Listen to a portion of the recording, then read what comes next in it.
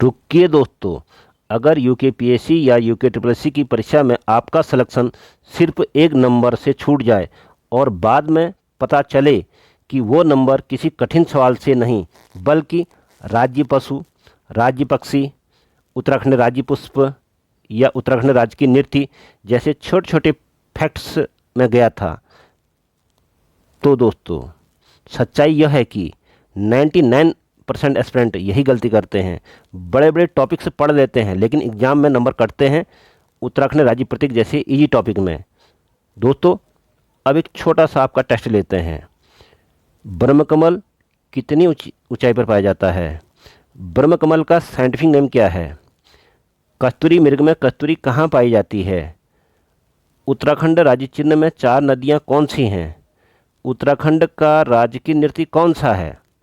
तो दोस्तों अगर इन प्रश्नों के आंसर में आपको दिक्कत हो रही है और आपको ये आंसर क्लियर नहीं है तो समझ लीजिए यह क्लास आपके लिए ही है, क्योंकि आज की उत्तराखंड राज्य प्रतीक कंप्लीट मैराथन क्लास में आपकी उस एक गलती को हमेशा के लिए ख़त्म करने वाली है। बस एक पल के लिए सोचिए, आपने टेस्ट दिया लेकिन फाइनल लिस्ट में नाम नहीं आया सिर्फ एक नंबर से, और वह एक नंबर गया था ऐसे ही किसी इजी टॉपिक में।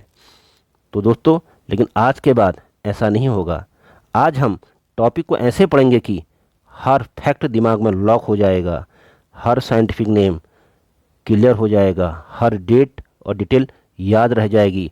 और दोस्तों सबसे इम्पोर्टेंट बात, कोई भी छोटा या माइनर पॉइंट मिस नहीं होगा, क्योंकि आज का हमारा मिशन है दोस्तों जीरो कन्फ्यूजन डायरेक्ट सिलेक्शन।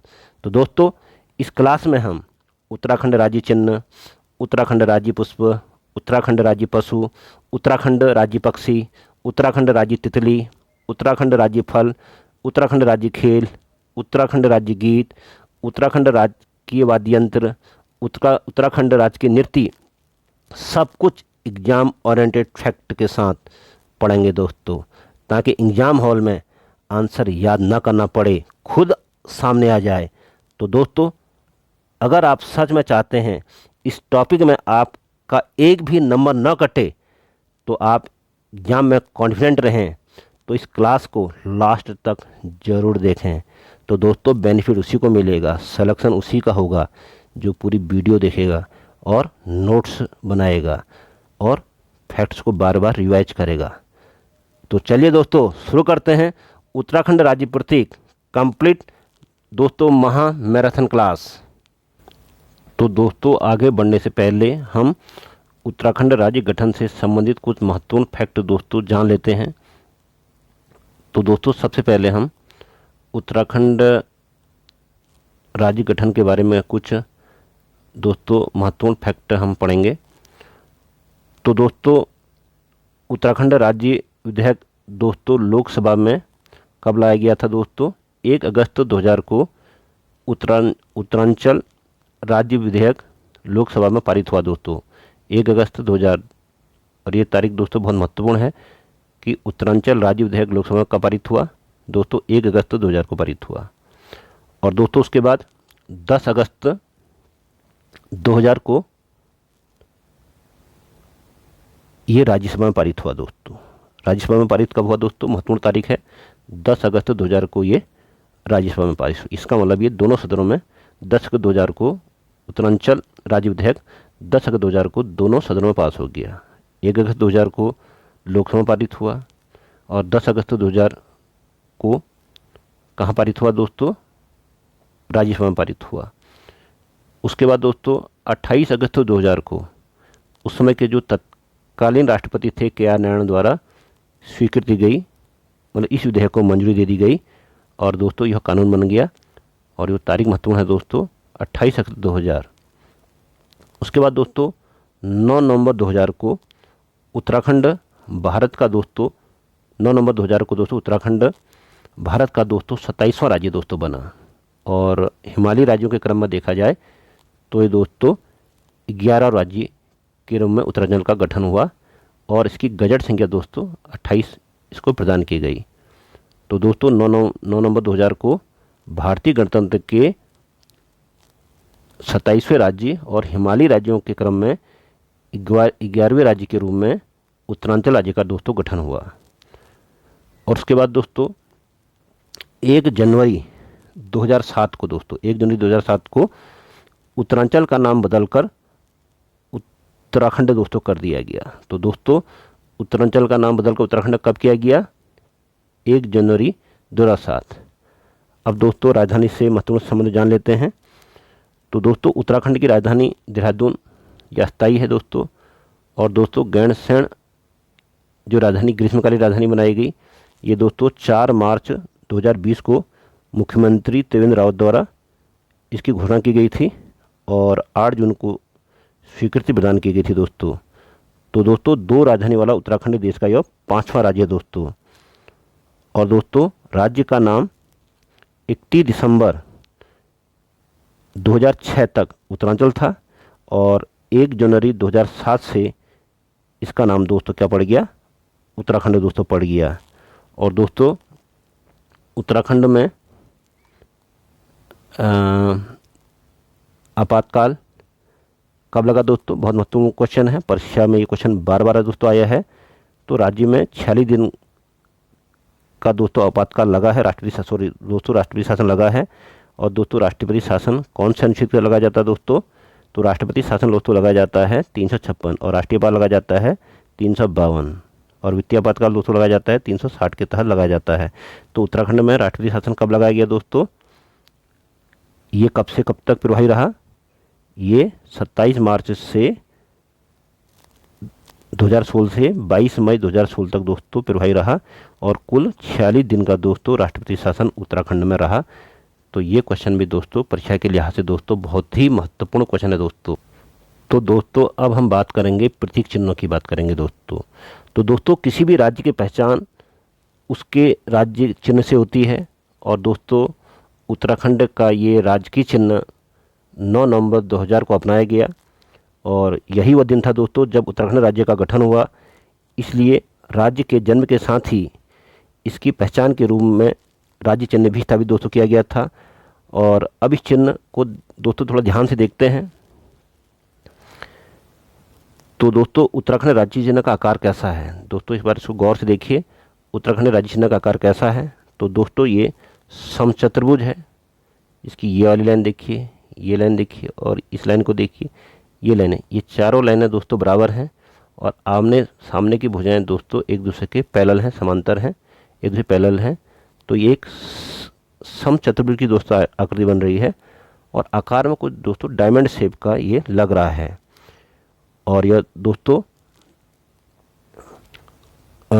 इसमें दोस्तों समचतुर्भुज में जो हिमालय जो बने हुए हैं दोस्तों, ये स्थिरता और संतुलन का दोस्तों प्रतीक है। और दोस्तों अगर आप इस चिन्ह को देखें तो इसके अंदर हमें 3 चोटियां दोस्तों दिखाई दे रही हैं। हमें दोस्तों इसमें 3 चोटियां दोस्तों ये दिखाई दे रही हैं। एक चोटी, फिर यहाँ सबसे ऊंची चोटी यहाँ पर दिखाई दे रही है जिसमें अशोक की लाट बनी हुई है और एक पर्वत चोटी दोस्तों ये दिखाई दे रही है। और इसमें ये लहरें, हमारी उत्तराखंड की 4 नदियों की लहरें दोस्तों इसमें दिखाई गई हैं। पहली लहर, दूसरी लहर और ये दोस्तों तीसरी लहर और ये चौथी लहर। तो दोस्तों बीच वाली जो सबसे बड़ी चोटी है यह प्रतीक है हिमालय पर्वत, उत्तराखंड की भौगोलिक पहचान, पर्वतीय शक्ति। और दोस्तों 4 धाराएं, ये जो 4 जलधाराएं आपको दिख रही हैं और इन पर्वतों के ठीक नीचे दिखाई देती हैं दोस्तों 4 जलधाराएं। इसको एक बार हम यहाँ पर भी दोस्तों समझ लेते हैं। ये 4 जलधाराएं आपको नीले कलर में दोस्तों ये दिखाई दे रही हैं। एक, ठीक है, 4 जलधाराएं हैं दोस्तों, ये पूरी 4 जलधाराएं दोस्तों पर आपको साफ दिख रही हैं। 4 बनी हैं दोस्तों ये जलधाराएं, नीले रंग में बनी हुई हैं और ये दर्शाती हैं दोस्तों उत्तराखंड की 4 प्रमुख नदियाँ। गंगा, एक तो दोस्तों इसमें हो गई गंगा आपकी, यहाँ पर भी थोड़ी एक आप दोस्तों एक को आप गंगा हो गई, दूसरी यमुना, तीसरी काली और चौथी पश्चिमी रामगंगा। तो दोस्तों यही कारण है उत्तराखंड को कहा जाता है भारत की जलधारा का उद्गम स्थल। और दोस्तों अशोक की लाट अब पर्वतों के ऊपर बिल्कुल हमें दिखाई देती है दोस्तों, अशोक की लाट, और यह भारत के राष्ट्रीय प्रतीक का हिस्सा है दोस्तों। और यह दर्शाता है कि उत्तराखंड भारतीय गणराज्य का अभिन्न अंग है। और दोस्तों यहाँ पर लिखा हुआ है सत्यमेव जयते। लिखा हुआ है। और यह दोस्तों बहुत बार परीक्षा में पूछा गया है कि जो सत्यमेव जयते लिखा गया है उत्तराखंड राज्य में, कहाँ से लिया गया है। तो ये मुंडकोपनिषद से दोस्तों लिया गया है। और सत्यमेव जयते का दोस्तों अर्थ क्या होता है, सत्य की ही विजय होती है। तो दोस्तों बहुत महत्वपूर्ण। और दोस्तों इसमें लाल रंग यहाँ पर दिखाया गया है, तो ये लाल रंग भी आपको ध्यान देना है दोस्तों। तो राज्य चिन्ह में जो दोस्तों लाल रंग आपको दिखाई दे रहा है, ये उत्तराखंड राज्य आंदोलन के शहीदों का प्रतीक है, जिन्होंने उत्तराखंड को बनाने के लिए अपनी जान की बाजी लगा दी, अपना सब कुछ न्यौछावर कर दिया। ये लाल रंग दोस्तों उसी का प्रतीक है दोस्तों। तो परीक्षा में बहुत ज़्यादा पूछा जा सकता है दोस्तों कि राज्य चिन्ह में लाल रंग किसका प्रतीक है। तो आपका सही जवाब होगा दोस्तों उत्तराखंड राज्य आंदोलन के शहीदों का प्रतीक है दोस्तों। तो दोस्तों इसमें जो 4 नदियाँ दोस्तों ये दिखाई गई हैं, 1 2 3 4, ये उत्तराखंड की दोस्तों जीवनदायिनी नदियाँ हैं। और बीच में दोस्तों बहुत ऊंचा पर्वत आपको दिखाई दे रहा है, अभी बात हुई थी, ये हिमालय की सर्वोच्चता का दोस्तों प्रतीक है। और इस यहाँ पर दोस्तों आपको 3 पर्वत दिखाई दे रहे हैं दोस्तों, 4 नदियाँ दिखाई दे रही हैं, और बीच वाले इसमें दोस्तों अशोक स्तंभ दोस्तों आपको दिखाई दे रहा है। और अशोक स्तंभ के नीचे दोस्तों आपको दिखाई दे रहा है सत्यमेव जयते दोस्तों दिखाई दे रहा है। तो दोस्तों परीक्षा के लिए बहुत ही इम्पोर्टेंट है, एग्जामिनर यहाँ से ट्रैप लगा सकता है दोस्तों कि राज्य चिन्ह का आकार क्या है और दोस्तों कितनी पर्वत चोटियाँ हैं। अभी हमने देखो 3 पर्वत चोटियाँ दोस्तों देखी, 4 जलधाराएं दोस्तों देखी हमने, किस किस नदियों को दर्शाती हैं दोस्तों। यहाँ पर 4 नदियों की बात अभी हमने करी। सत्यमेव जयते किस उपनिषद से लिया गया है, बहुत ही इंपॉर्टेंट है दोस्तों परीक्षा के लिए, बहुत बार आ चुका है, रिपीटेड क्वेश्चन रहता है दोस्तों बार बार।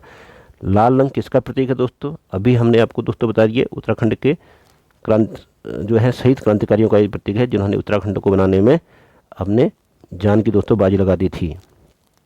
तो दोस्तों इन राज्य चिन्हों को 9 नवंबर को अपनाया गया। एक बार रिवीजन कर लेते हैं। आकार दोस्तों हमारे जो राजकीय चिन्ह हमारा उत्तराखंड का, उसका आकार समचतुर्भुज है दोस्तों, डायमंड शेप का है। और इसमें पर्वत चोटी की संख्या आपसे पूछेगा 3 है, जलधाराएं 4 हैं दोस्तों, गंगा यमुना काली और पश्चिमी रामगंगा की हैं दोस्तों।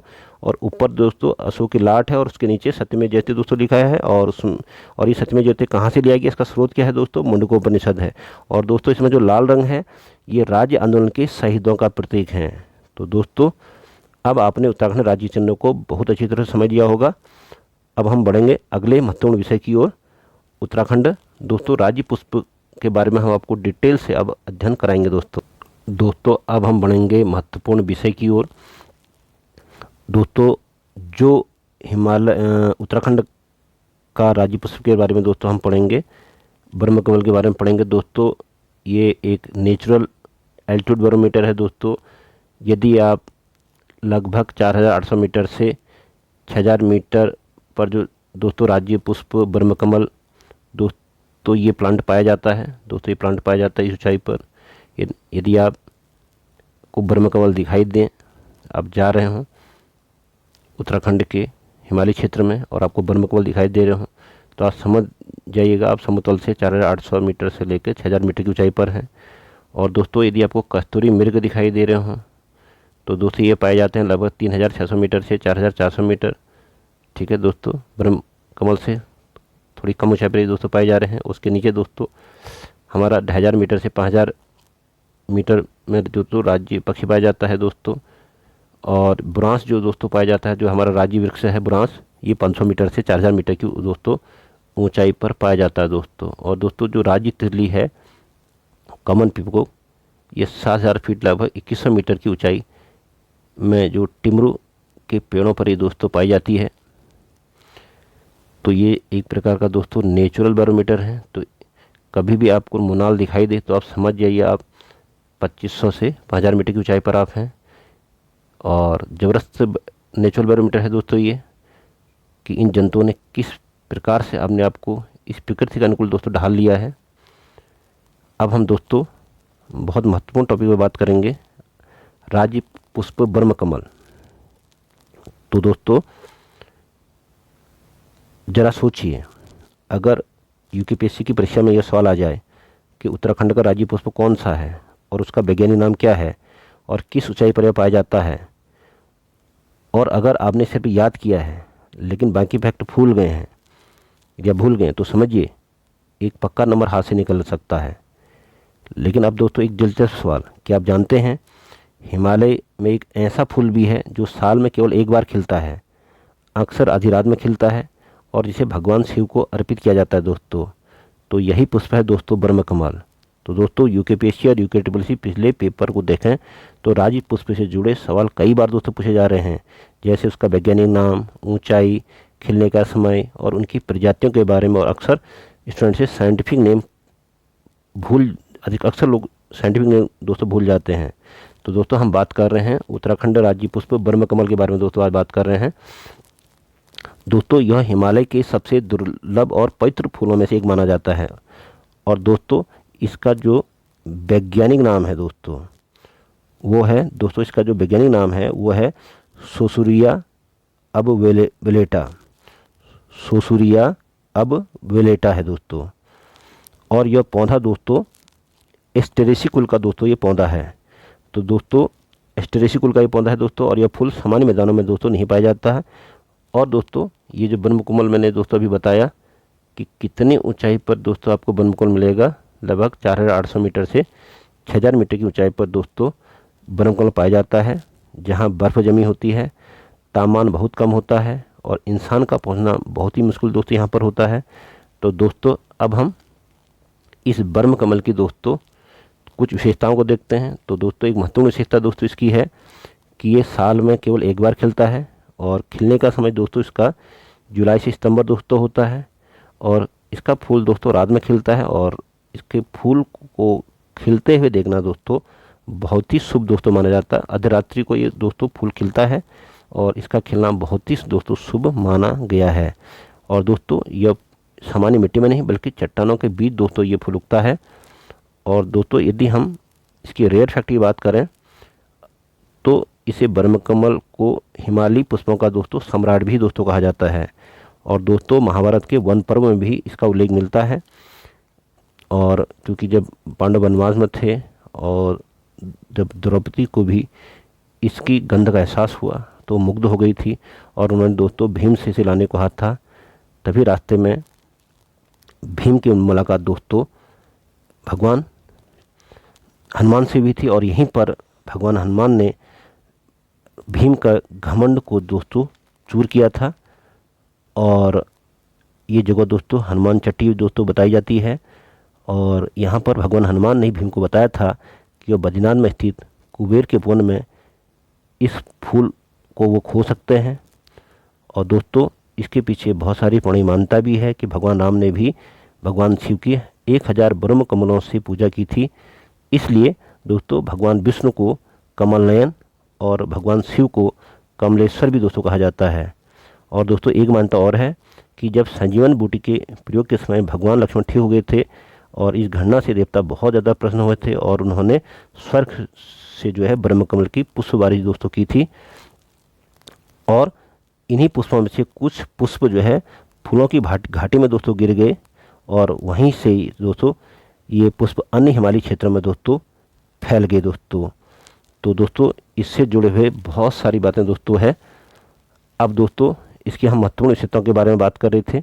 तो महाभारत के वन पर्व में भी दोस्तों ब्रह्मकमल का दोस्तों उल्लेख मिलता है और इसको दोस्तों कौल पदम दोस्तों ब्रह्मकमल को स्थानीय भाषा में कौल पदम कहा जाता है। और दोस्तों इसके कई सारे स्थानीय नाम हैं, जैसे आपको कश्मीर में गलगल इसका नाम दोस्तों मिल जाएगा। कश्मीर में दोस्तों इस फूल को गलगल भी दोस्तों कहा जाता है। और दोस्तों हिमाचल प्रदेश में दोस्तों इसको क्या कहा जाता है, हिमाचल प्रदेश में इसको दूधा फल, और नेपाल में दोस्तों टोपगोला दोस्तों इसको कहा जाता है। और इसकी दोस्तों उत्तराखंड में कुल 24 प्रजातियाँ इसकी पाई जाती हैं।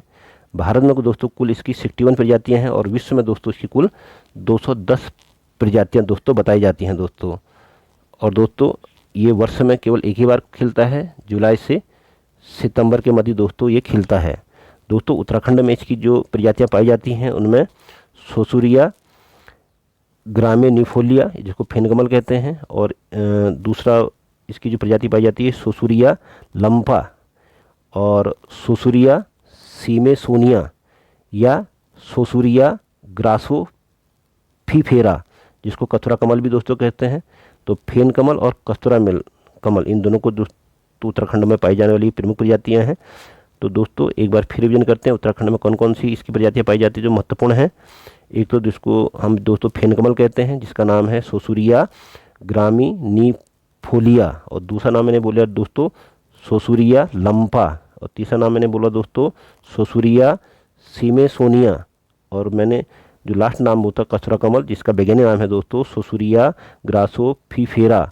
ये उत्तराखंड में पाई जाने वाली दोस्तों बहुत ही महत्वपूर्ण प्रजाति हैं। और दोस्तों ब्रह्मकुंड राज्य में दोस्तों फूलों की घाटी में दोस्तों आपको मिल जाएगा, साथ में आपको पिंडारी ग्लेशियर के आसपास मिल जाएगा, केदारनाथ में, और दोस्तों ये बहुतायत में पाया जाता है, बहुत ही बहुतायत में दोस्तों ये पाया जाता है। अब दोस्तों ब्रह्मकमल का धार्मिक महत्व बहुत ज़्यादा है। हिंदू मान्यता में यह फूल भगवान शिव को अर्पित किया जाता है, और विशेष रूप से ये दोस्तों ये केदारनाथ मंदिर में ब्रह्मकमलों को दोस्तों चढ़ाया जाता है। और या थोड़ा सा दोस्तों इमेजिन करें कि ऊंचा हिमालय, बर्फ़ से पड़े हुए पहाड़, चट्टानों के बीच में फूल राज में खिलता है दोस्तों, यही ब्रह्मकमल दोस्तों। तो दोस्तों याद रखिएगा जो महत्वपूर्ण टॉपिक है, एक बार ट्रैफिक डिवीजन कर लेते हैं दोस्तों। राज्य पुष्प का नाम हमारा दोस्तों क्या है, ब्रह्मकमल है, और दोस्तों इसका वैज्ञानिक नाम सोसूरिया अबोवेलेटा है। ब्रह्मकमल को स्थानीय भाषा में दूधा फूल दोस्तों कहते हैं, दोस्तों याद रखिएगा दूधा फूल इसको दोस्तों कहा जाता है। और कश्मीर में गलगल, और हिमाचल में दूधा फल, और नेपाल में टोपगोला दोस्तों इसको दोस्तों कहा जाता है। और ऊंचाई दोस्तों मैंने अभी बता दिया आपको कि लगभग ये 4800 मीटर से 6000 मीटर की ऊंचाई पाया जाता है। बहुत इंपॉर्टेंट है दोस्तों परीक्षा के लिए, लगभग हम दोस्तों बात कर रहे हैं। और महाभारत के वन पर्व में दोस्तों उल्लेख है। उत्तराखंड में दोस्तों इसकी 24 प्रजातियाँ हैं, और धार्मिक महत्व बहुत ज़्यादा इसका दोस्तों केदारनाथ से दोस्तों है। तो दोस्तों ब्रह्मकमल एक फूल नहीं है, यह हिमालय की आध्यात्मिकता, प्राकृतिक सुंदरता और जैव विविधता का प्रतीक है। और दोस्तों हम आगे अभी बुरांस के बारे में पढ़ेंगे, तो इससे पहले इस फूल के बारे में कुछ बातें और जान लेते हैं दोस्तों कि औषधि उपयोग क्या है। तो दोस्तों इसकी जड़ों को पीसकर हड्डी उपचार और मूत्र रोगों और यौन रोगों में दोस्तों ये बहुत ज़्यादा एक एंटीसेप्टिक का दोस्तों ये काम करता है। गुर्दे संबंधी प्रॉब्लम में, ज्वर संबंधी प्रॉब्लम में, यौन संबंधी समस्याओं में, गठिया बीमारियों में इसका बहुत ज़्यादा उपयोग है। और दोस्तों इसमें पाई जाती एंटीसेप्टिक गुण इसमें पाए जाते हैं, और ये चोट में घाव भरने में बहुत ज़्यादा दोस्तों उपयोगी है। और जब भी चोट लगती है दोस्तों इसको घाव पर लगाया जाता है, और ये रक्तस्राव बिल्कुल बंद कर देता है। और इसके जो बहुत महत्वपूर्ण कारण है जो इसमें एंटीऑक्सीडेंट होने के कारण यह तंत्रिका जो नर्वस डिसऑर्डर है उसके उपचार के लिए भी दोस्तों बहुत ही ज़्यादा दोस्तों उपयोगी है। और दोस्तों इसका जल जो है बहुत ही दिव्य माना जाता है, और इसके प्रयोग से दोस्तों शारीरिक थकावट भी दूर हो जाती है। लेकिन इस पुष्प के दोस्तों अनानंद दोहन और संरक्षण के अभाव में यह पुष्प दोस्तों संकटग्रस्त प्रजातियों में दोस्तों सम्मिलित हो गया है। दोस्तों अब हम इससे आगे आपको ये देखो कितना सुंदर दोस्तों यहाँ पर आपको ब्रह्मकमल दिख रहा है दोस्तों, देखिए। तो दोस्तों कल आप सरकारी अफसर बनेंगे, तो इन प्रजातियों को बचाना दोस्तों आपकी बहुत बड़ी दोस्तों जिम्मेदारी होगी। देखिए दोस्तों यहाँ पर बिल्कुल स्पष्ट रूप से नोट्स के रूप में आप इसके स्क्रीनशॉट ले सकते हैं दोस्तों। उत्तराखंड में इसको स्थानीय कॉलकबदम है, हिमाचल प्रदेश दूधा फल अभी बात हुई थी दोस्तों, कश्मीर गलगल, नेपाल टोपगोला, और इसकी एक प्रजाति फेन कमल है दोस्तों। और यह फेन कमल जो है दोस्तों यह बहुत अच्छी ऊंचाई लगभग 4000 फीट पर पाया जाता है। इसका पुष्प सफ़ेद झाग के समान प्रतीत होता है, इसलिए इसे पशुचारक ने इसे यह नाम दिया है। तो दोस्तों अब हम बात करेंगे उत्तराखंड बुरांस के बारे में दोस्तों। अब दोस्तों हम बात करेंगे बुरांस के बारे में दोस्तों। तो बुरांस दोस्तों हमारा क्या है, राज्य वृक्ष है दोस्तों। तो दोस्तों एग्जामिनर हमेशा यहाँ से क्वेश्चन पूछता है, जैसे दोस्तों यहाँ से जो महत्वपूर्ण क्वेश्चन दोस्तों जो बनते हैं कि इसका वैज्ञानिक नाम, ऊंचाई, इसके फूल खिलने का समय बुरांस का, और इसके फूल के रंग में भी दोस्तों परिवर्तन दिख रहा है। कहीं पर चटक लाल दिख रहा है, फिर ये गुलाबी हो जा रहा है, और बहुत ज़्यादा ऊंचाई पर दोस्तों ये वाइट रंग का दोस्तों हो जा रहा है। तो ये फैक्ट दोस्तों कई बार परीक्षा में पूछे जाते हैं। तो दोस्तों उत्तराखंड का जो राज्य वृक्ष है दोस्तों बुरांस है दोस्तों। इस खूबसूरत फूल को आप देखिए। और ये है नेचुरल बैरोमीटर दोस्तों, ये अल्टीमीटर है। तो बुरांस का जो वैज्ञानिक नाम है दोस्तों, बुरांस का वैज्ञानिक नाम दोस्तों या वानस्पतिक नाम कह लीजिए रोडोडेंड्रॉन आर्बोरियम है दोस्तों। और बुरांस एरिकेसी कुल का वृक्ष है और हिमाचल प्रदेश में इसे बुरांसो कहते हैं और कन्नड़ में बुरांस को बिली कहा जाता है, मतलब कन्नड़ में इसको बिली कहा जाता है। हिमाचल प्रदेश में बुरांसो इसको कहा जाता है दोस्तों। और नेपाल में दोस्तों बुरांस को गुरांस कहा जाता है। और बुरांस जो है दोस्तों नेपाल का भी राष्ट्रीय फूल पुष्प है। हमारा यहाँ उत्तराखंड का राज्य पुष्प है, लेकिन नेपाल का राष्ट्रीय पुष्प बुरांस है। और इसके अलावा दोस्तों हिमाचल प्रदेश और नागालैंड राज्य का भी राज्य पुष्प बुरांस ही है दोस्तों। तो दोस्तों एक बार फिर रिविजन करते हैं। बुरांस का जो वानस्पतिक नाम है रोडोडेंड्रॉन आर्बोरियम नाम है दोस्तों, है आर्बोरियम। इसका वानस्पतिक नाम कहिए या वैज्ञानिक नाम कहिए दोस्तों। बुरांस के पुष्प खिलने का समय दोस्तों फरवरी से अप्रैल तक होता है। और विश्व में इसकी कुल 1024 प्रजातियाँ पाई जाती हैं। और भारत में बुरांस की कुल प्रजातियाँ दोस्तों 87 पाई जाती हैं दोस्तों। और यह दोस्तों एक सदाबहार वृक्ष दोस्तों है, एक सदाबहार वृक्ष है, 12 मास दोस्तों ये खिलता है।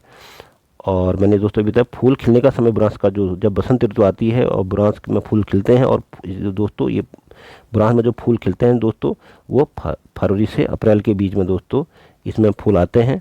और इसमें पूरा पहाड़ लाल रंग के फूलों से दोस्तों ढक जाता है।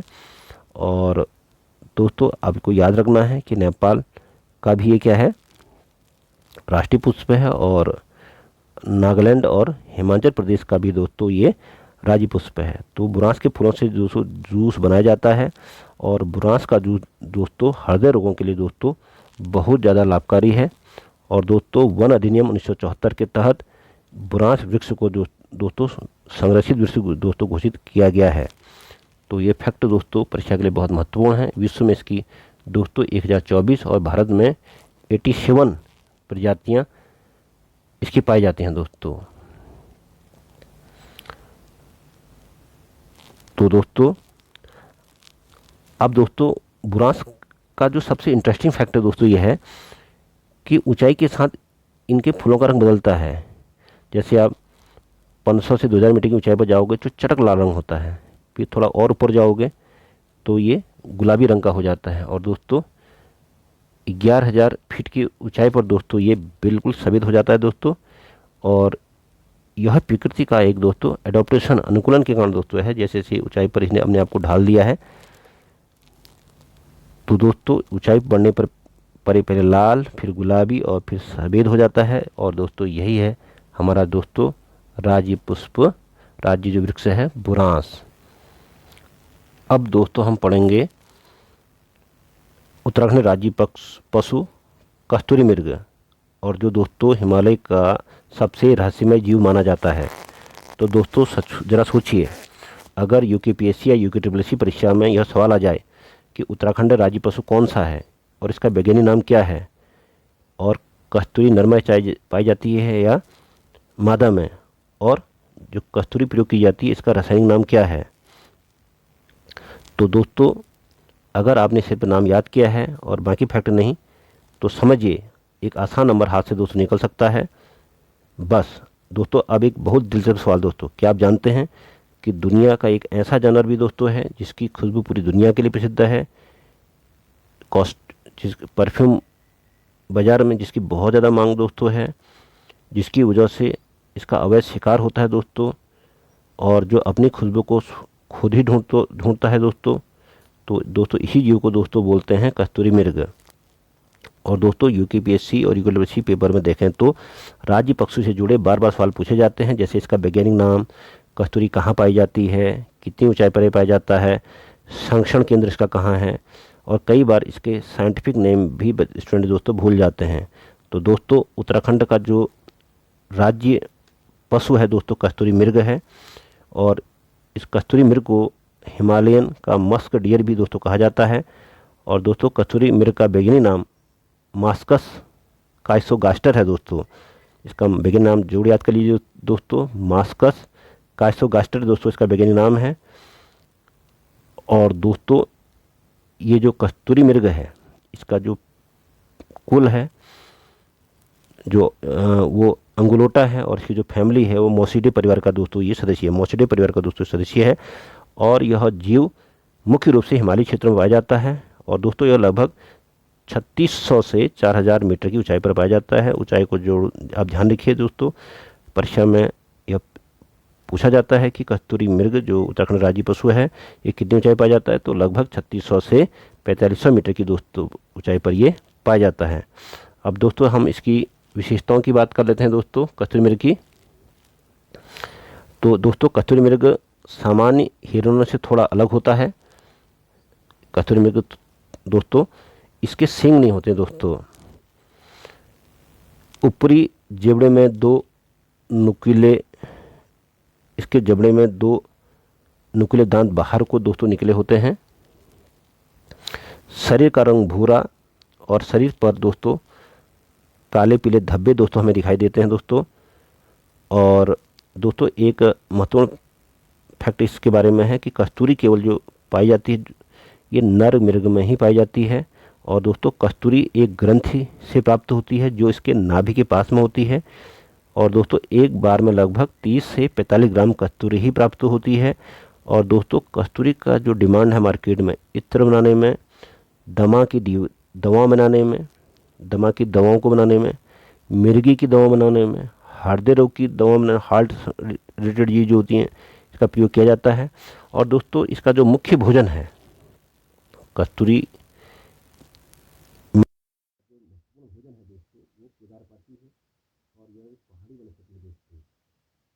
कस्तूरी मृग के संरक्षण के लिए सरकार ने भी कई प्रयास किए हैं दोस्तों। तो इसके संरक्षण की दोस्तों यदि हम बात करें तो 1972 में दोस्तों केदारनाथ वन्यजीव विहार की स्थापना चमोली रुद्रप्रयाग में उत्तर प्रदेश का हिस्सा था। रुद्रप्रयाग का भी हिस्सा इसमें शामिल था। और दोस्तों 1970 में 77 में महरुड़ी कस्तूरी मृग अनुसंधान केंद्र की स्थापना दोस्तों हुई आपकी बागेश्वर में। और उसके बाद जो चमोली में 1982 में कांचुला खर्ग प्रजनन केंद्र की स्थापना दोस्तों बहुत ज़्यादा परीक्षा में पूछने जाने वाला क्वेश्चन है कि कांचुला खर्ग प्रजनन केंद्र की स्थापना कब हुई, 1982 में दोस्तों हुई, चमोली में दोस्तों हुई है। और दोस्तों जो बहुत महत्वपूर्ण है अस्कोट वन्य जीव अभ्यारण्य की स्थापना पिथौरागढ़ में दोस्तों कब हुई है, 1986 में दोस्तों हुई है। बहुत ज़्यादा दोस्तों ये इम्पोर्टेंट है परीक्षा की दृष्टि। और जो कस्तूरी के जो टाइप मिलते हैं, जो कस्तूरी जो एक केमिकल है दोस्तों जिसका पूरा नाम है मिथाइल ट्राइक्लोरोपेंटाडिकनोल। इसको नेपाल में इसी कस्तूरी को कपिल, कश्मीर में पिंगल और सिक्किम में दोस्तों इसको कृष्ण कहा जाता है। मतलब इसका टाइप चलता है। कस्तूरी के जो प्रकार हैं, एक कपिल प्रकार की कस्तूरी है, एक पिंगल प्रकार की और एक कृष्ण प्रकार की दोस्तों कस्तूरी मिलती है। और इसका जो रासायनिक नाम दोस्तों मैंने आपको बताया, कस्तूरी का रासायनिक नाम है कस्तूरी मिथाइल ट्राइक्लोरोपेंटाडिकनोल दोस्तों इसका रासायनिक नाम है। उपयोग दोस्तों मैंने पहले ही बता दिया दोस्तों, दमा, मिर्गी, हृदय रोग, निमोनिया और कॉस्मेटिक क्षेत्र में इसका बहुत ज़्यादा दोस्तों यूज हो जाता है। और 3-3 वर्ष के आधार पर, अंतराल के आधार पर इसमें से ये कस्तूरी दोस्तों निकाली जाती है। यहाँ पर दोस्तों कस्तूरी मृग नर मृग में ही पाई जाती है, तो फीमेल में नहीं पाई जाती है। और इसी नर मृग की कस्तूरी की गंध से ही मादा जो मृग है इसकी ओर आकर्षित होता है और इसी वजह से इसका ये वंश भी बढ़ पाता है। तो एक प्रकार का वरदान है नर मृगों की, मादा इसकी तरफ आकर्षित होती है और ये अपने वंश को आगे बढ़ा पाता है। तो दोस्तों 3 साल में मान दोस्तों लगभग 1 वर्ष, इनकी जो 1 वर्ष से ज़्यादा उम्र के नर में ही ये कस्तूरी बन पाती है, ये केमिकल बन पाता है। 1 वर्ष की से अधिक उम्र वाले नर मृग में ही ये कस्तूरी पाई जाती है। और एक बार यदि कस्तूरी निकाल ली जाए 3-3 वर्ष के अंतराल में ये निकाला जा सकता है दोस्तों। और दोस्तों पहले तो वैज्ञानिक विधि थी नहीं, तो इसका अवैध शिकार बहुत ज़्यादा होता, इसी कस्तूरी को पाने के लिए बहुत ज़्यादा अवैध शिकार होता था। और कस्तूरी निकाली जाती थी, जिससे ये प्रजाति दोस्तों बहुत ज़्यादा संकट में दोस्तों आ गई थी। तो दोस्तों कस्तूरी मृग केवल उत्तराखंड राज्य पशु ही नहीं है, यह हिमालय की जैव विविधता, प्राकृतिक रहस्य और संरक्षण की आवश्यकता का प्रतीक है। तो दोस्तों अब हम अगले टॉपिक को दोस्तों उसमें पढ़ने जा रहे हैं मोनाल के बारे में। दोस्तों अब हम आपको मोनाल की दोस्तों जानकारी देंगे। तो दोस्तों इसका स्क्रीनशॉट खेल लीजिए, यहाँ से परीक्षा में बहुत ज़्यादा क्वेश्चन बनते हैं। तब हम दोस्तों आगे बढ़ रहे हैं, अब राज्य पक्षी मोनाल पर पढ़ रहे हैं दोस्तों। तो दोस्तों हमारा उत्तराखंड का जो राज्य पक्षी है दोस्तों मोनाल है, और जिसे हिमालय का सबसे सुंदर पक्षी दोस्तों कहा जाता है। उत्तराखंड का राज्य पक्षी दोस्तों मोनाल है। तो दोस्तों अगर यूकेपीएससी या यूकेपीएससी परीक्षा में अचानक यह सवाल आ जाए कि उत्तराखंड का राज्य पक्षी कौन सा है, इसका वैज्ञानिक नाम क्या है, नर और मादा मोनाल में क्या अंतर होता है, अगर आपने केवल नाम याद किया है और बाकी फैक्ट नहीं, तो दोस्तों समझ लीजिए एक आसान नंबर आपके हाथ से निकल जाएगा। अब दोस्तों एक दिलचस्प सवाल है दोस्तों, क्या आप जानते हैं कि हिमालय में एक ऐसा पक्षी भी है जिसके पंखों में 12 से अधिक रंग दिखाई देते हैं, जिसे हिमालय का मोर कहा जाता है दोस्तों, और जो कभी कभी किसानों की आलू की फसल को भी खा जाता है। तो दोस्तों यही पक्षी दोस्तों मोनाल है। और दोस्तों यूकेपीएससी या यूकेपीएससी के कई पेपर्स में राज्य पक्षी से जुड़े सवाल पूछे जाते हैं दोस्तों, जैसे मोनाल का वैज्ञानिक नाम क्या है, कितनी ऊंचाई पर पाया जाता है, नर और मादा मोनाल में क्या अंतर है, इसका स्थानीय नाम क्या है दोस्तों। तो दोस्तों हम आपको डिटेल्स इसके बारे में दोस्तों आप बताते हैं कि राज्य पक्षी दोस्तों मोनाल है, और मोनाल को हिमालय का मयूर या हिमालयन पीकॉक भी दोस्तों इसको कहा जाता है। और दोस्तों इसका जो यहाँ पर साइंटिफिक नेम दोस्तों इसका है वो लोफोफोरस इम्पेजनस। दोस्तों लोफोफोरस इम्पेजनस दोस्तों है, और इसकी फैमिली दोस्तों फेजेंडे दोस्तों इसकी फैमिली है। और मोनाल को फासियानिडे परिवार का पक्षी ये है। और मोनाल की 4 अन्य प्रजातियां भी दोस्तों हैं, जैसे इपेलेस, स्केलेटरी, ल्यूरी और ल्यूफोफोरेसेंस आदि इसकी प्रजातियां दोस्तों पाई जाती हैं। और दोस्तों कश्मीर में मोनाल को सोनाल, हिमाचल प्रदेश में नीले गुरु और सिक्किम में मोनाल पक्षी को चामदोंग भी दोस्तों कहा जाता है। तो दोस्तों इसका वैज्ञानिक नाम दोस्तों याद कर लीजिए, परीक्षा के लिए बहुत ज़्यादा महत्वपूर्ण है। तो दोस्तों इसका वैज्ञानिक नाम है लोफोफोरस इम्पिजेनस, और यह फासियानिडे परिवार का दोस्तों पक्षी है। और दोस्तों मोनाल मुख्य रूप से हिमालय क्षेत्रों में पाया जाता है, लगभग 2500 से 5000 मीटर के आसपास की ऊंचाई में दोस्तों पाया जाता है। और दोस्तों यह उत्तराखंड, हिमाचल प्रदेश, नेपाल, कश्मीर, चीन और नेपाल में तो मोनाल को राष्ट्रीय पक्षी भी माना जाता है दोस्तों। तो अब दोस्तों नर और मादा मोनाल में क्या अंतर है। दोस्तों मोनाल में नर और मादा में स्पष्ट अंतर होता है। जैसे नर मोनाल जो नर मोनाल होता है वो बहुत चमकीले रंग का होता है, और दोस्तों नर मोनाल में सिर पर हरे नीले रंग की कलगी होती है दोस्तों। ये कलगी दोस्तों आप देख रहे हैं यहाँ पर, ये कलगी होती है जो कि मादा में नहीं होती है। इसके लगभग 12 प्रकार के रंग इसके देखे जा सकते हैं। और मोनाल को दोस्तों हिमालयन का मयूर भी कहा जाता है, स्थानीय भाषा में इसको मुनाल, मनाल। और दोस्तों मोनाल की जो पहली गणना हुई वो 2008 में हुई। और दोस्तों मोनाल का पसंदीदा भोजन दोस्तों वो आलू है, और इसी कारण यह कभी कभी किसानों की फसल को नुकसान भी दोस्तों पहुंचाता है। और दोस्तों इसके मोनाल का जो प्रजनन का जो काल है वो अप्रैल से जून का है, और यह पक्षी अक्सर घोंसला नहीं बनाता है दोस्तों। ये जो अंडे देता है मादा मोनाल, ये चट्टानों के बीच में, पेड़ों की जड़ों के आसपास। और दोस्तों एक बार में मादा लगभग 5 अंडे देती है। और इसको जो संरक्षण मिला है मोनाल को दोस्तों वो वन्यजीव संरक्षण अधिनियम 1972 के दोस्तों मोनाल को दोस्तों संरक्षण मिला हुआ है। मोनाल को जो संरक्षण प्राप्त है वो वन्यजीव संरक्षण अधिनियम 1972 के तहत इसको संरक्षण प्राप्त है। और इसे अवैध शिकार, और इसको संरक्षण क्यों दिया गया, तो दोस्तों इसके अवैध का जो मुख्य कारण था तो इसकी सुंदर कलगी, क्योंकि एक दोस्तों पहाड़ी क्षेत्रों में लोग कलगी वाली टोपी पहनने का दोस्तों एक टाइम में फैशन जैसा चला आया, और इसीलिए दोस्तों इसका अवैध रूप से शिकार होने लगा था। और फिर वन्य जीव अधिनियम 1972 के संरक्षण के लिए दोस्तों बनाया गया।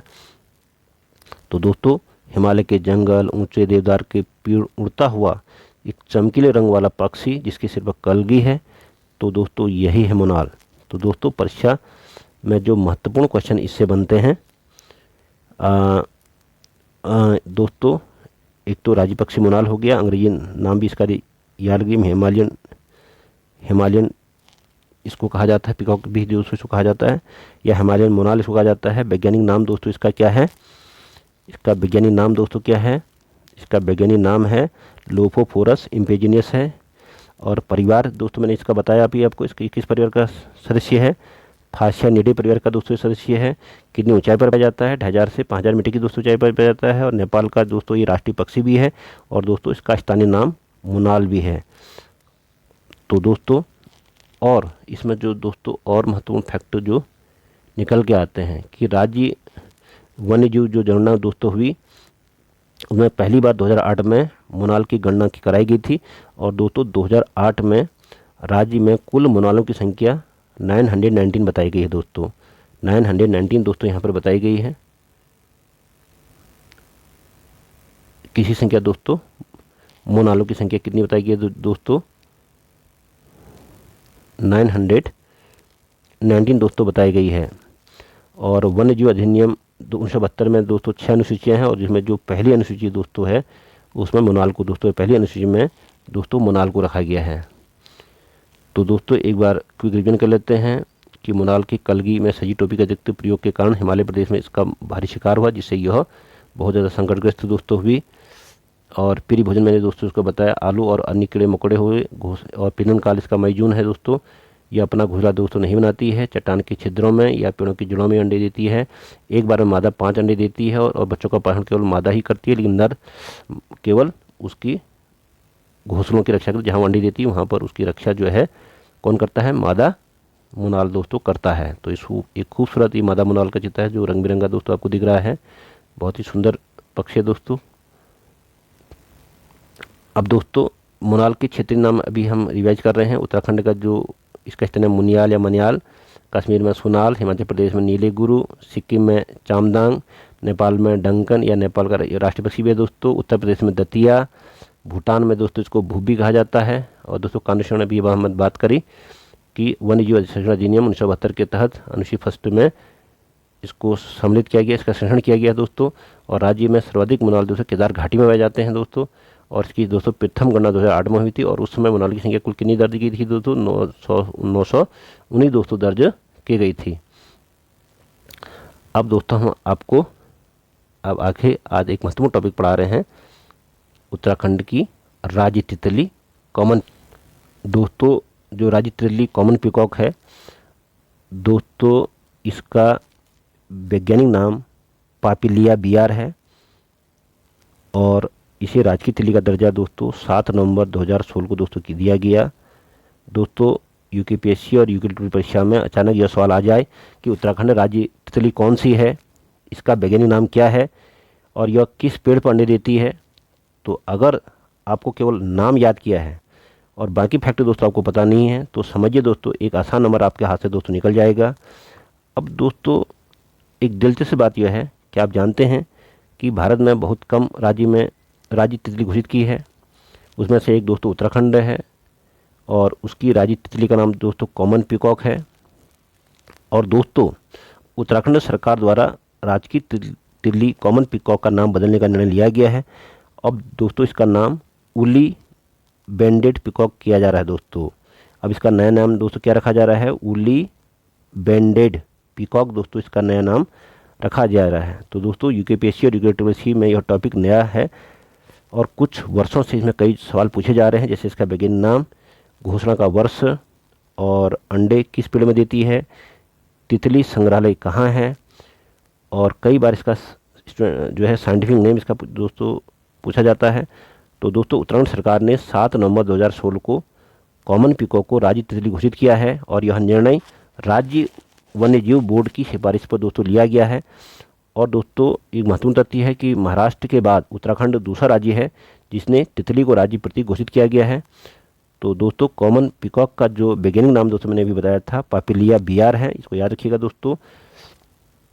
ये नाम दोस्तों बहुत ज़्यादा इम्पोर्टेंट है दोस्तों, और इसका वैज्ञानिक नाम आप दोस्तों याद रखिएगा, और इसका जो नया नाम है वो उली वेंडेड दोस्तों पीकॉक है। अब दोस्तों यह तितली मुख्य रूप से हिमालयी क्षेत्रों में नहीं पाई जाती है, और उत्तराखंड में यह लगभग 1000 से 2000 मीटर की ऊंचाई पर दोस्तों ये तितली उड़ते हुए आपको देख सकते हैं। तो दोस्तों ये जो कॉमन पीकॉक जो तितली, ये टिमरू के पेड़ पर दोस्तों अंडे देती है, और शुरुआत में दोस्तों इसके अंडे हल्के हरे रंग के होते हैं, और बाद में इनका रंग बदलकर नारंगी पीला हो जाता है दोस्तों। और दोस्तों कुछ रेयर फैक्ट है जो आपको याद रखना परीक्षा में, कि कॉमन पीकॉक को 1996 में 1996 में भारत की सबसे सुंदर तितली के रूप में लिम्का बुक में इसने अपना नाम रिकॉर्ड करवाया था। तो 1946 में भारत में सबसे सुंदर तितली के रूप में लिम्का बुक में इसका नाम दोस्तों दर्ज करवाया गया है। और तितली राज्य चिन्ह शामिल करने वाला उत्तराखंड देश का दूसरा राज्य है। तो दोस्तों पहला राज्य दोस्तों महाराष्ट्र है, जिसने तितली को क्या किया है, अपना राज्य तितली घोषित किया हुआ है, और भारत की सबसे सुंदर तितली का दर्जा इसको मिला है। और उत्तराखंड में दोस्तों लच्छी वाला जो देहरादून नामक जगह है, वहाँ पर बटरफ्लाई पार्क भी दोस्तों बनाया गया है। और एशिया का जो सबसे बड़ा बटरफ्लाई म्यूजियम है दोस्तों, ये भीमताल में है दोस्तों है। एशिया का बहुत ज़्यादा इंपॉर्टेंट क्वेश्चन है, यहाँ से बहुत बार दोस्तों क्वेश्चन पूछा गया है कि जो बटरफ्लाई का जो म्यूजियम है दोस्तों, ये कहाँ है, ये भीमताल में दोस्तों है। और इसकी स्थापना किसने की थी दोस्तों? एक बार यदि आपको इसका आंसर पता है तो कमेंट बॉक्स में दोस्तों इसका आंसर आप जरूर लिखिए कि इस जो बटरफ्लाई म्यूजियम है या जो तितली संग्रहालय है जिसको आप कहते हैं, ये कहाँ है। तो दोस्तों अपना आंसर कमेंट बॉक्स में रखिए, मुझे आपके उत्तर का इंतजार रहेगा। तो दोस्तों बटरफ्लाई म्यूजियम भीमताल में है दोस्तों। और दोस्तों इस संग्रहालय की स्थापना फ्रेडरिक स्टेमेटा-चैक सीनियर द्वारा की गई थी दोस्तों। और जो फ्रेडरिक स्टेमेटा-चैक सीनियर ने इसकी स्थापना की थी दोस्तों, ये मूल रूप से दोस्तों जर्मनी के नागरिक थे। और जो वहाँ का जर्मनी का जो पहले तानाशाह था सेकेंड वर्ल्ड वॉर में दोस्तों, हिटलर की विचारधारा से असहमत होकर इन्होंने जो है अपना देश छोड़ दिया। और उनसे बचने के लिए जो फ्रेडरिक स्टेमेटा-चैक सीनियर थे, इन्होंने कलकत्ता में शरण ली और नौकरी करने लगे। और फिर फ्रेडरिक स्टेमेटा जो है घूमते घूमते, ये बहुत ज़्यादा पर्यावरण प्रेमी थे, और ये यहाँ पहाड़ आए और इन्होंने भीमताल में एक घर खरीदा, और यहाँ पर उन्होंने प्रकृति को बहुत नज़दीक से देखा, और ये यहीं पर इनका मन रम गया। और फिर जो फ्रेडरिक स्टेमेटा-चैक सीनियर थे, इन्होंने हिमालयी कीट पतंगा विशेषकर तितलियों में ये बहुत ज़्यादा इनको आकर्षण पैदा हुआ, और 1945 में इन्होंने तितलियों का संग्रहण करना शुरू किया। और उसके बाद दोस्तों इन्होंने भीमताल में एक विशाल तितली संग्रहालय की दोस्तों इन्होंने स्थापना की, जो एशिया का सबसे बड़ा तितली संग्रहालय दोस्तों माना जाता है। और दोस्तों अब फ्रेडरिक स्टेमेटा की जब मृत्यु हुई, उसके बाद इनके बड़े पुत्र तो जिनका नाम विक्टर था, वो तो जर्मनी चले गए। और इनके जो दूसरे पुत्र थे फ्रेडरिक स्टेमेटा-चैक जूनियर, इन्होंने इसका काम संभाला, और 2010 में भी दोस्तों इनकी दोस्तों मृत्यु हो गई। तो एक महत्वपूर्ण तथ्य दोस्तों और है, देखो भारत की सबसे बड़ी तितली भी दोस्तों, एक महत्वपूर्ण तितली से जुड़ा एक महत्वपूर्ण तथ्य और है दोस्तों, उसका नाम है दोस्तों ट्राइडेस आइकुस। ये उत्तराखंड के पिथौरागढ़ जिले के डीडीहाट में भारत की सबसे बड़ी तितली, जिसको गोल्डन बर्डविंग की खोज हुई है। और दोस्तों यह खोज 2018 में इसको खोजा गया है दोस्तों। इसका नाम गोल्डन बर्डविंग भी है, और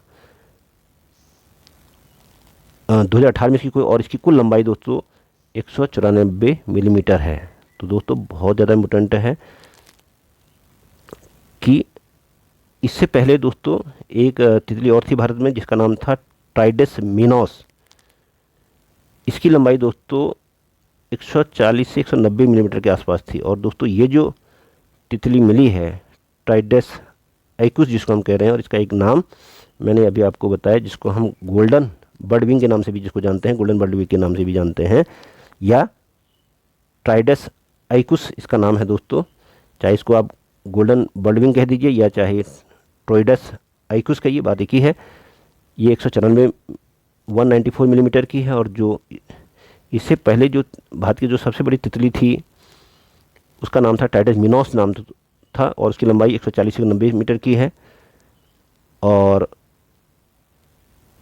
दोस्तों इसको ये जो जो सबसे लंबी तितली थी वो 1932 में इसकी खोज हुई थी, और ये जो वाली गोल्डन बर्डविंग की खोज हुई है ये 2018 की। और सबसे खुशी की बात है दोस्तों, ये उत्तराखंड के पिथौरागढ़ के डिडीहाट में ही मिली है दोस्तों।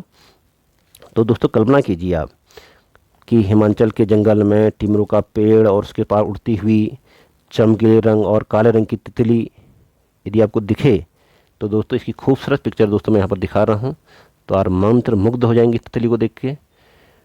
तो जरूर ये तितली दोस्तों आपको मंत्र मोहित कर रही होगी, आपको बहुत खूबसूरत ये लग रही हो दोस्तों। तो एग्जामिनर आपसे यहाँ से जितनी खूबसूरत दोस्तों ये लग रही है, उतना ही बड़ा ट्रैप एग्जामिनर आपसे लगा सकता है कि राज्य तितली कौन सी है, इसका वैज्ञानिक नाम क्या है, इसकी घोषणा कब हुई, अंडे किस पेड़ में देती है, बटरफ्लाई म्यूजियम कहाँ है, सब फैक्टर दोस्तों क्लियर कीजिए आप।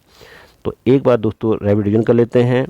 राज्य तितली हमारी दोस्तों कॉमन पिकॉक है, और इसका वैज्ञानिक नाम दोस्तों क्या बताया था मैंने अभी, पापिलिया बियार।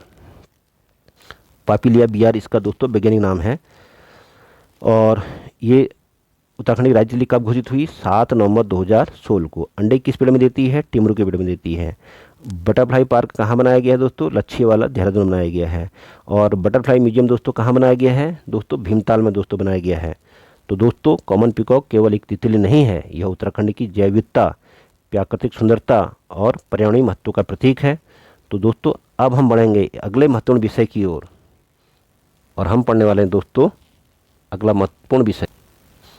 तो दोस्तों अब हम बात कर रहे हैं महत्वपूर्ण बिंदु की ओर, उत्तराखंड राज्य यंत्र ढोल, जो उत्तराखंड की लोक संस्कृति का सबसे महत्वपूर्ण हिस्सा है। तो दोस्तों यूकेपीएससी और यूकेटीपी की परीक्षा में यह सवाल आ जाता है कि उत्तराखंड का राज्य वाद्य यंत्र कौन सा है, इसे किस वर्ष घोषित किया गया, यह घोषणा किस समिति की सिफारिश पर हुई थी। और अगर आपको सिर्फ नाम याद है लेकिन बाकी फैक्ट आपने नहीं पढ़े हैं, तो समझिए एक आसान नंबर आपके हाथ से निकल जाएगा। अब एक दिलचस्प सवाल दोस्तों आपसे यह है कि आप जानते हैं कि उत्तराखंड में एक ऐसा वाद्य यंत्र है जिसके बिना विवाह, पूजा, त्यौहार दोस्तों अधूरे माने जाते हैं, और जिसके साथ पूरी ढोल दमाऊ परंपरा जुड़ी है, और जिसके बारे में एक पूरा ग्रंथ लिखा गया है। और वह वाद्य यंत्र कौन सा है दोस्तों, वह है ढोल दोस्तों यूकेपीएससी और यूकेटीपी में राज्य वाद्य यंत्र से जुड़े सवाल पूछे जा चुके हैं, जैसे राज्य वाद्य यंत्र कौन सा है, घोषणा का वर्ष क्या है, किस समिति की सिफारिश पर इसे वाद्य यंत्र घोषित किया गया। और कई बार स्टूडेंट वर्ष और समिति का नाम दोस्तों भूल जाते हैं, तो दोस्तों एक बार आपको रिकॉल कराते हैं दोस्तों कि उत्तराखंड का राज्य वाद्य यंत्र ढोल है, और उत्तराखंड सरकार ने 2015 में ढोल को आधिकारिक रूप से वाद्य यंत्र घोषित दोस्तों किया। और यह घोषणा दोस्तों भंडारी समिति की सिफारिश पर उस समय के उत्तराखंड के जो मुख्यमंत्री हरि रावत थी उनके द्वारा हुई थी। और दोस्तों ढोल की जो संरचना होती है एक पारंपरिक वाद्य यंत्र दोस्तों है, ये धातु का बनाया जाता है दोस्तों, इसमें तांबा या पीतल होती है, और लकड़ी का भी हो सकता है दोस्तों, और लकड़ी का भी यूज किया जाता है, कई बार मेटल धातु पीतल का होता है। और इसमें खाल का और पर जो चाहे तांबे के बने, पीतल की, लकड़ी की, पर बकरी की खाल लगाकर दोस्तों ये बनाया जाता है, और इसे मंगल वाद्य के नाम से भी दोस्तों जाना जाता है।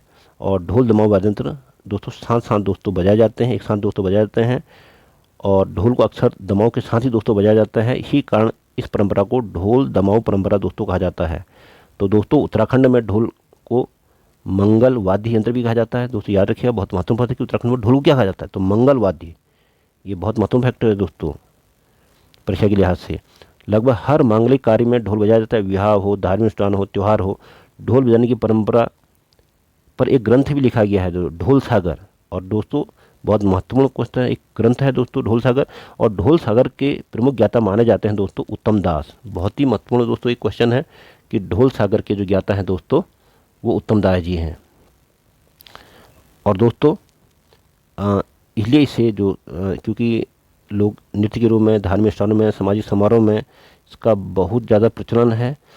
तो उत्तराखंड की संस्कृति केवल ढोल केवल संगीत नहीं है, का साधन नहीं है, यह लोक नृत्य से जुड़ा है, धार्मिक अनुष्ठानों से जुड़ा है, पहाड़ी गांव हो, विवाह समारोह हो और ये बज रहा हो तो ढोल और दमाऊं, तो दोस्तों ये उत्तराखंड की संस्कृति है। तो दोस्तों एक बात रिवाइज कर लेते हैं कि उत्तराखंड का राज्य यंत्र ढोल है। 2015 में इसको दोस्तों घोषित किया गया था। समिति बनी थी दोस्तों भंडारी समिति, उसमें मुख्यमंत्री थे हरि रावत। परंपरा दोस्तों ढोल दमाऊ परंपरा, ढोल से दमाऊ बजाई जाती है तो ढोल दमाऊ परंपरा से करते हैं।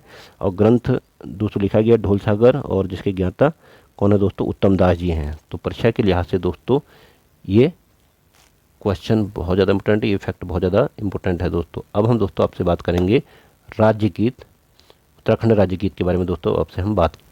तो दोस्तों उत्तराखंड राज्य गीत की घोषणा 6 फरवरी 2016 में तत्कालीन सीएम हरि रावत द्वारा की गई, और इसके जो लेखक हैं दोस्तों वो हेमंत बिष्ट हैं दोस्तों। कौन है दोस्तों, हेमंत बिष्ट। चयन समिति के अध्यक्ष को जब ये बनाई गई तो उसमें अध्यक्ष जो हरि रावत ने जो चयन समिति बनाई गई थी, जिन्होंने राज्य गीत को तय करना था, तो इसके अध्यक्ष दोस्तों थे लक्ष्मण सिंह बटोही, और उपाध्यक्ष नरेंद्र सिंह नेगी, ये खुद गायक हैं दोस्तों। तो ये चयन समिति के उपाध्यक्ष भी थे दोस्तों उस समय नरेंद्र सिंह नेगी, और गायक नरेंद्र सिंह नेगी, और इनका साथ दिया है अनुराधा निराला ने इनका साथ दिया है। और दोस्तों लगभग इसकी अवधि 9 मिनट की दोस्तों मानी जाती है। इसमें 7 पद दोस्तों बताए गए हैं, हिंदी के 3 पद और बाकी 4 कुमाऊं और गढ़वाली के दोस्तों बताए गए हैं। तो यह गीत दोस्तों उत्तराखंड की संस्कृति, लोक परंपरा, प्राकृतिक सौंदर्य को दोस्तों दर्शाता है। और दोस्तों राज्य गीत की घोषणा याद रखिए, बहुत महत्वपूर्ण फैक्टर दोस्तों, इसकी घोषणा कब हुई थी दोस्तों, 6 फरवरी 2016 को। तो दोस्तों राज्य गीत केवल एक गीत नहीं है, यह पूरे राज्य की भावनाओं, संस्कृति की पहचान का दोस्तों प्रतीक है। दोस्तों हिमालय के पहाड़, देवभूमि की प्रकृति की पृष्ठभूमि यदि कोई बज रहा है, और इसके जो बोल हैं दोस्तों, इसके जो बोल हैं, उत्तराखंड देवभूमि मातृभूमि, सत सत बंधन अभिनंदन, दर्शन संस्कृति धर्म साधन, श्रम रंजित तेरा कणकण, अभिनंदन अभिनंदन, उत्तराखंड देवभूमि, गंगा जमुना तेरा अचल, दिव्य हिमालय तेरा आशीष, सब धर्मों की छाया तुझ पर, 4 धाम तेरे देते आशीष, श्री बद्री केदारनाथ हैं, कलियर कुंड अति पावन, अभिनंदन अभिनंदन, उत्तराखंड देवभूमि, अमर शहीदों की धरती, ठाती वीर जवानों की, आंदोलनों की जननी है ये, कर्मभूमि बलिदानों की, फूले फले तेरा यश वैभव, तुझ पर अर्पित तन मन, अभिनंदन अभिनंदन, उत्तराखंड देवभूमि। कितने पूरी दोस्तों इस राज्य गीत में उत्तराखंड की दोस्तों आत्मा निवास करती है। तो दोस्तों ये पूरा गीत नहीं, कुछ अंश है दोस्तों। यदि आप पूरा गीत मुझे मांगेंगे तो मैं आपको टेलीग्राम पर दोस्तों लिंक दे दूंगा। यदि आप पूरा गीत पढ़ना चाहते हैं तो मुझे आप कमेंट में टाइप करिए कि आपको पूरा लिंक गाना चाहिए, आप पढ़ना चाहते हैं। उत्तराखंड की शान है, आन बान शान। तो दोस्तों अब एक बार रेपिटेशन कर लेते हैं कि राज्य गीत दोस्तों उत्तराखंड राज्य देवभूमि मातृभूमि ये गाना है, इसको के लेखक हेमंत बिष्ट हैं, और इसको स्वर दिया है नरेंद्र सिंह नेगी, और उसके साथ अनुराधा निराला ने इसको स्वर दिया दोस्तों। और जो समिति बनी थी दोस्तों लक्ष्मण सिंह बटोही की समिति पर इस गाने का दोस्तों चयन हुआ था, और इसकी अवधि लगभग दोस्तों 9 मिनट के आसपास दोस्तों बताई जाती है। और दोस्तों अगर यूकेपीएससी या यूकेट्रिपलएससी की परीक्षा में अचानक यह सवाल आ जाए कि उत्तराखंड का राज्य खेल कौन सा है और किस वर्ष घोषित किया गया, और अगर आपको सिर्फ खेल का नाम याद है लेकिन वर्ष याद नहीं है, तो समझिए एक आसान नंबर आपके हाथ से निकल जाएगा। दोस्तों अब एक दिलचस्प सवाल, उत्तराखंड दोस्तों एक पहाड़ी राज्य है, यहाँ पारंपरिक खेल कबड्डी, कुश्ती या पहाड़ी लोक खेल हैं और लोकप्रिय रहे हैं, फिर भी राज्य खेल फुटबॉल को क्यों चुना गया? तो दोस्तों यूकेपीएससी यूकेट्रिपलएससी पेपर में राज्य खेल से जुड़े सवाल कई बार पूछे गए हैं, जैसे राज्य खेल कौन सा है, घोषणा वर्ष कौन सा है, कई बार स्टूडेंट से वर्ष भूल जाते हैं।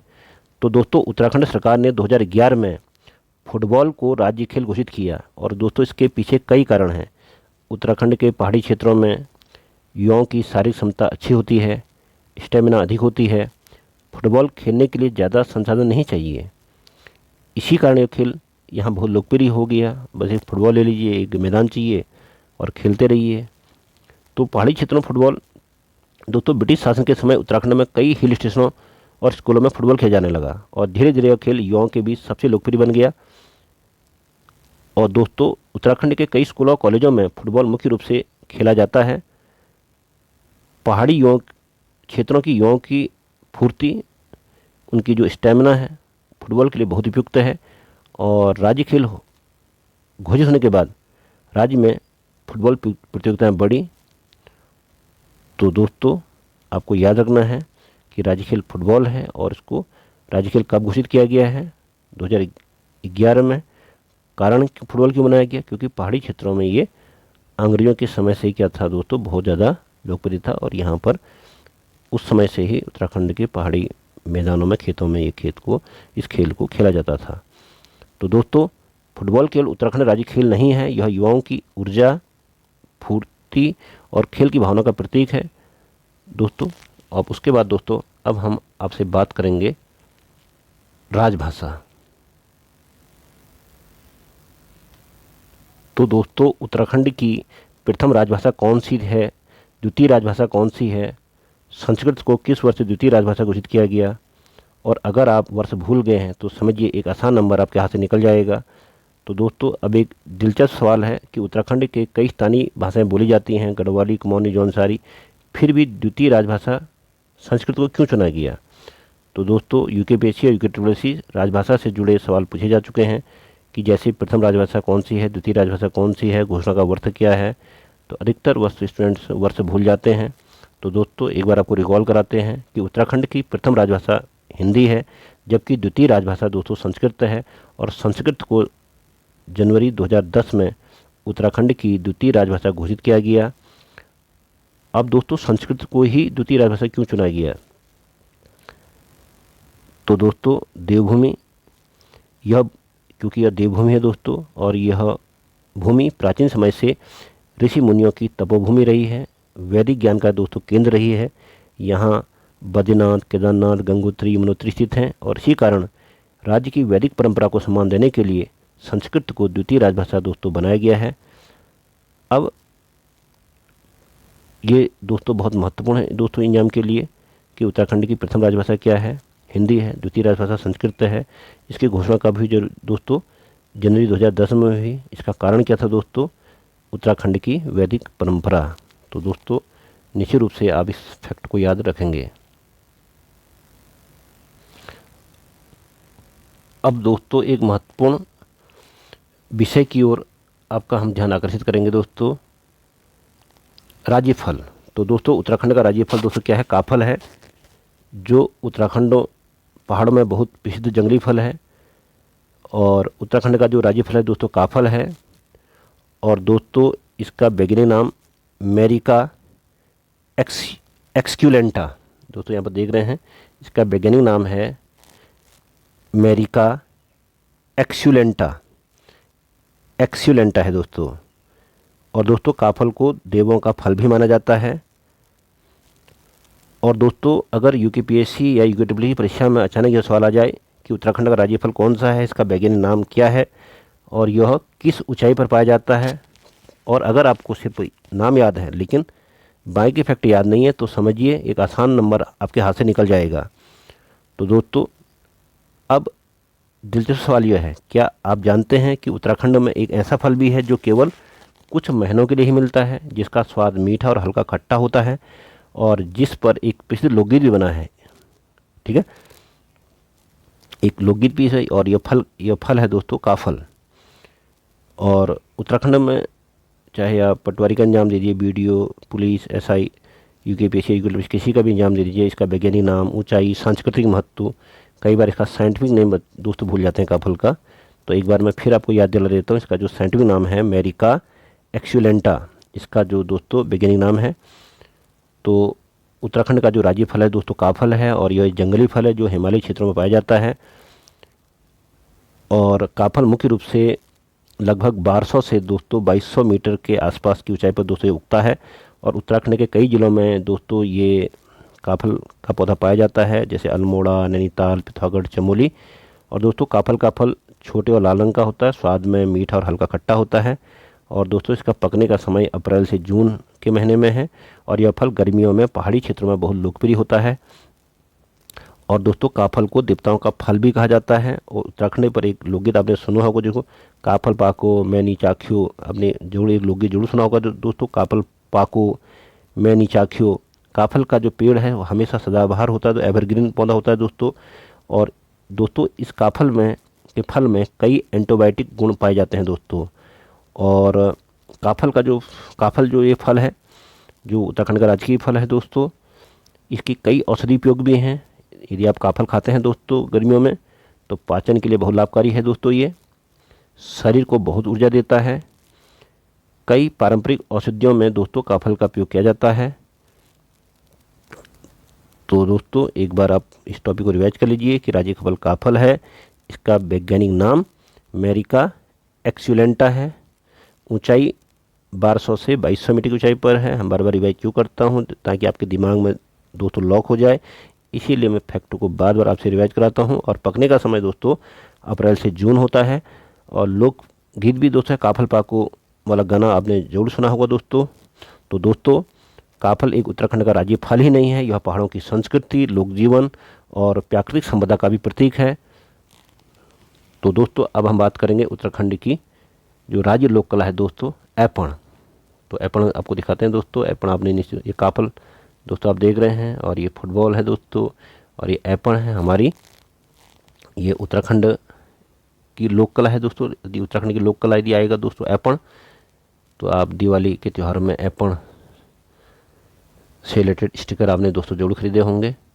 और ये उत्तराखंड की दोस्तों राज्य मिठाई बाल मिठाई है। और अल्मोड़ा में खीम सिंह मोहन सिंह में बहुत सारे ब्लॉग बनते रहते हैं, लेकिन अल्मोड़ा की बाल मिठाई बहुत फेमस है। और उत्तराखंड की राज मिठाई भी दोस्तों बाल मिठाई है। और राज्य उत्सव दोस्तों हरेला, श्रावण माह का प्रथम दिन है। तो राज्य उत्सव यदि आएगा तो हरेला है, हमारा राज्य उत्सव हरेला है। और श्रावण माह का दोस्तों ये पहले दिन ये दोस्तों ये त्यौहार मनाया जाता है। और दोस्तों उत्तराखंड का जो राज्य की नृत्य है ये पांडव नृत्य है। ये महाभारत से जुड़ा लोक नृत्य है दोस्तों। और गढ़वाल क्षेत्र में दोस्तों बहुत ज़्यादा ही फेमस है, और धार्मिक और सांस्कृतिक महत्व और विशेष अवसरों पर दोस्तों इसकी प्रस्तुति दोस्तों गढ़वाल के विभिन्न अवसरों पर दोस्तों होती है। तो एक बार दोस्तों रैपिड रिवीजन कर लेते हैं। तो जो महत्वपूर्ण क्वेश्चन परीक्षाओं में अभी तक आए हैं उनको एक बार रिवाइज करें दोस्तों। फाइनल चेकलिस्ट टॉप 10 फैक्ट दोस्तों, राजकीय चिन्ह को कब बनाया गया दोस्तों, 9 नवंबर 2000 को बनाया गया। और ब्रह्म कमल का दोस्तों वैज्ञानिक नाम, तो दोस्तों ब्रह्म कमल का वैज्ञानिक नाम क्या है दोस्तों, आप ब्रह्म कमल का वैज्ञानिक नाम दोस्तों बताइए। सोसूरिया अबवेलेटा। तो दोस्तों याद रखिएगा। और बुरांस को संरक्षित कौन सा एक्ट के तहत किया गया दोस्तों, बुरांस को संरक्षित किया गया वन अधिनियम 1974 के तहत। कस्तूरी मृग प्रजनन केंद्र कहाँ है दोस्तों, कांचूला खर्क में है दोस्तों 1982 में। मोनाल का वैज्ञानिक नाम लोफोफोरेस इम्पेजिनियस है दोस्तों। 2018 में मोनाल की जनसंख्या कितनी पाई गई दोस्तों, 919 पाई गई थी दोस्तों। राजकीय तिल्ली घोषित कब हुई थी दोस्तों, कॉमन पीकॉक 7 नवंबर 2016 को हुई थी। राजा गीत मिस्टेक है तो राज्य गीत लिखिए दोस्तों, इसको हेमंत बिष्ट ने लिखा है दोस्तों। राजकीय खेल उत्तराखंड का क्या है दोस्तों, फुटबॉल है, 2011 में घोषित हुआ। द्वितीय राज्यवाद संस्कृति दोस्तों कब घोषित हुई, 2010 में दोस्तों घोषित हुई। तो दोस्तों ये जो प्रतीक चिन्हों की आधिकारिक समय रेखा है, जो एक रिवीजन है कि राजकीय प्रशासनिक चिन्ह कब बनाया गया था, 9 नवंबर 2000 को बनाया गया था। राजी पुष्प, पक्षी पुष्प अधिक और जो वृक्ष हैं आधिकारिक घोषणा इनकी कब हुई थी, अधिकतर मोस्टली 2001 में हुई थी। और संस्कृत को द्वितीय राजभाषा दर्जा कब मिला दोस्तों, 2010 में जनवरी में मिला था दोस्तों। फुटबॉल को राज्य खेल घोषित कब किया गया, 2011 में किया गया, ये आपको बहुत ज़्यादा याद रखना है। ढोल को राज्य कब घोषित किया गया, 2015 में दोस्तों किया गया। राज्य का जो गीत घोषित हुआ 2016 में दोस्तों घोषित हुआ 6 फरवरी को। और कॉमन पीकॉक को राज्य तिल्ली घोषित कब किया गया, 7 नवंबर 2016 को किया गया दोस्तों। ये फैक्ट दोस्तों आपकी परीक्षा के लिए क्या है, बहुत ज़्यादा इम्पोर्टेंट हैं। तो दोस्तों उत्तराखंड की राजभाषाएं केवल प्रशासन की भाषा नहीं है, वे राज्य की संस्कृति, इतिहास और आध्यात्मिक पहचान को दर्शाती हैं। तो दोस्तों इन तथ्यों को याद करना केवल परीक्षा पास करने के लिए नहीं है। जब आप भविष्य में प्रशासनिक अधिकारी, वन अधिकारी, पुलिस अधिकारी या किसी अन्य जिम्मेदार पद पर पहुंचेंगे तो यही ज्ञान आपको उत्तराखंड की प्राकृतिक और सांस्कृतिक धरोहर को समझने और उनको बचाने में मदद करेगा, क्योंकि ये राज्य प्रतीक केवल किताबों में तथ्य नहीं हैं, ये प्रतीक हैं हिमालय की जैव विविधता के, उत्तराखंड की संस्कृति और परंपरा के, उत्तराखंड की आत्मा के और देवभूमि की पहचान के। तो इसलिए याद रखिएगा, सफलता केवल परीक्षा पास करना नहीं है, बल्कि उस पद की जिम्मेदारी को भी समझना है। तो दोस्तों, इसी सकारात्मक विचार के साथ आज की यह महामैराथन क्लास को आज हम यहीं पर समाप्त करते हैं। और दोस्तों, ये वीडियो आपको अच्छी लगी तो आप इसको ज़रूर सब्सक्राइब करिए, लाइक करिए और कमेंट करिए। आपका कोई डाउट है तो कमेंट में अपनी प्रॉब्लम जरूर बताइए, हम उसका जवाब जरूर देंगे। और आप सभी को आगामी परीक्षाओं के लिए बहुत बहुत शुभकामनाएं। दोस्तों, अंत में न्याय के सर्वोच्च देवता गुरु देवता आप पर और हम पर अपनी कृपा जरूर बनाए रखें। जय हिंद, जय उत्तराखंड। धन्यवाद।